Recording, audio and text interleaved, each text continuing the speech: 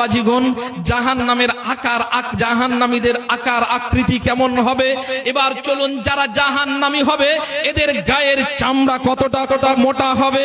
আল্লাহর নবী বলছেন, ওয়া ইন্না গিলাযা জিলদিল কাফিরি ইসনাতানি ওয়া আরবাউনা যিরাআ।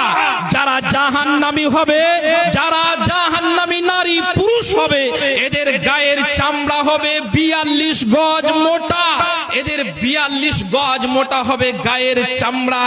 এবার আপনাকে বলি, তার ওয়াজুদুহু মিসলাল বাইজা, তাদের এই বাহুটা হবে উহুদ পাহাড়ের সমান, বাইজা পাহাড়ের সমান। ওয়া ফাখিজুহু মিসলাল ওয়ারাকান, তাদের এই রানটা হবে ওয়ারাকান পাহাড়ের সমান। তাহলে বলুন তো, একটা মানুষকে যদি 8 কিলোমিটার লম্বা দাঁত হয়, 4 কিলোমিটার যদি মোটা হয় দাঁত, জাহান্নামে বসতে যদি মক্কা থেকে মদিনা জায়গা লাগে, যদি তার ডান কাঁধ থেকে বাম কাঁধ